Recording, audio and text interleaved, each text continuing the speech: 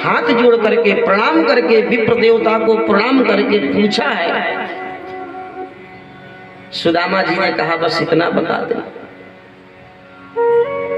बोलना कि आपके बचपन के सखा आए हैं। द्वारपाल अचंभित हुए, हाथ जोड़ के कहे महाराज आप ठाकुर जी के सखा हो, हमारे कृष्णचंद्र महाराज के सखा हो।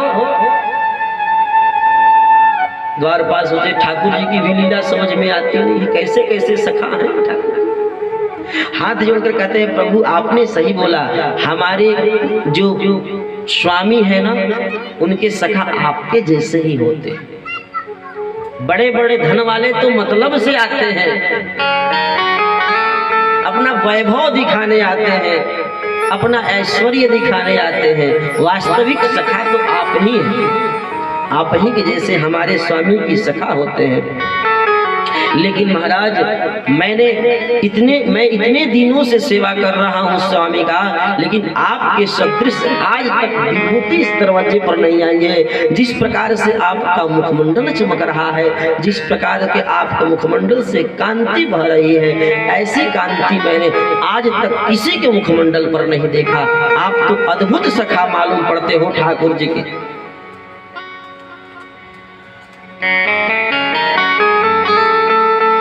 द्वारपाल अंदर जाते हैं, भगवान से कहते हैं प्रभु एक अद्भुत घटना घट रही है आज द्वार पर। एक ऐसा विप्र आया है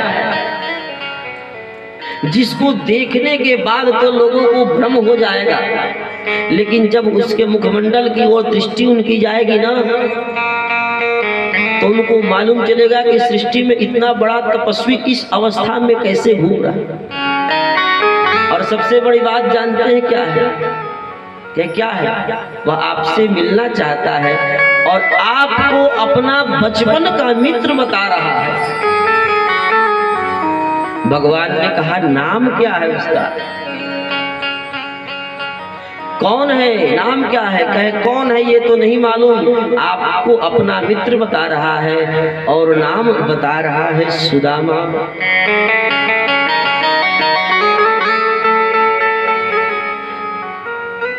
एक कवि हुए हैं नरोत्तम दास जी महाराज, बड़े बड़े कवि हुए हैं। भगवान श्री कृष्ण के ऊपर, सुदामा चरित्र के ऊपर बहुत लेखनियां चली। नरोत्तम दास जी ने भी बहुत लिखा, लेकिन नरोत्तम दास जी की जो सुदामा चरित्र नाम की पुस्तक है उसमें 2 पद नरोत्तम दास जी को अमर बना दिया। सिर्फ 2 पद। आज तक उस कृष्ण चरित्र का 2 ही पद सभी लोग जानते हैं और किसी को पता भी नहीं उस कृष्ण चरित्र में और क्या क्या, सुदामा चरित्र में क्या क्या लिखा। लेकिन वो 2 पद ऐसे निकले हैं उनके हृदय से, उस कवि के हृदय से ऐसे निःसरित हुए हैं मानो कि संपूर्ण ब्रह्मांड की आकाश गंगाओं का भी फल जो है ना उन्हीं 2 श्लोकों में।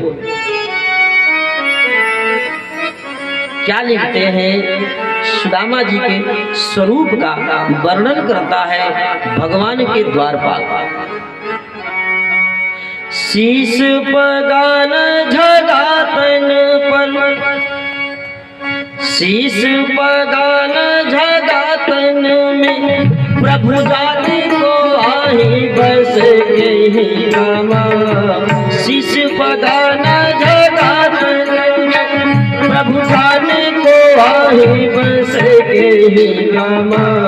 होली फटी सी लटी दुपट्टी अरुआए कान है रही सामा। होली फटी सी लटी दुपट्टी नहीं सामा। द्वार खड़ो कीजे दुर्बल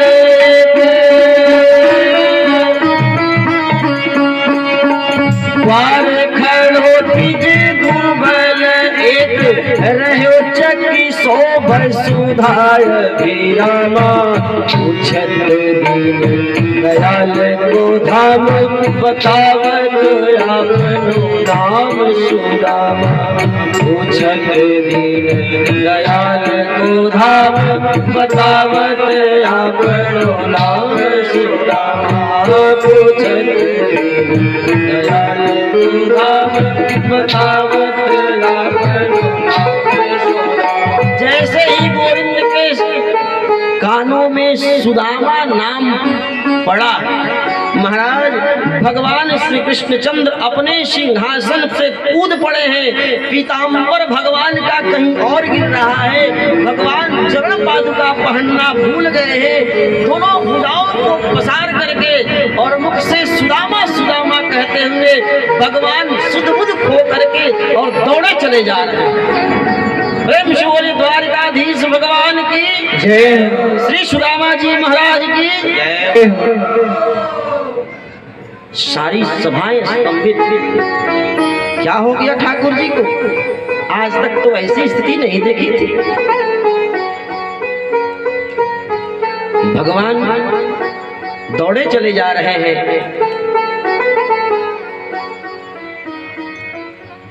सारे सभासद सावधान हो गए, सारे मंत्री सावधान हो गए। मन में अनेकों प्रकार के संकल्प विकल्प गोते लगा रहे हैं। न जाने क्या हुआ, क्या बताया है द्वारपालों ने, कौन दरवाजे पर आ गया है जिससे मिलने के लिए गोविंद द्वारिकाधीश भगवान इतने भय आतुर होकर के जा रहे हैं।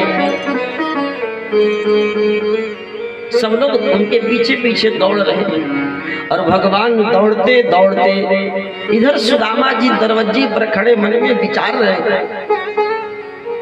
कि क्या पता कन्हैया को हमारा नाम याद होगा कि नहीं होगा, हमारा स्मरण होगा कि नहीं होगा। अनेकों प्रकार के भाव आ रहे हैं उनके मन में। लेकिन फिर मन में आता है कि गोविंद का स्वभाव तो ऐसा नहीं है। एक बात जब उसके मन में कोई बैठ जाती है तो वो भूलता नहीं है, बचपन की आदत। सुदामा जी दरवाजे पर खड़े खड़े सोच विचार कर रहे हैं। अनेकों संकल्प विकल्पों के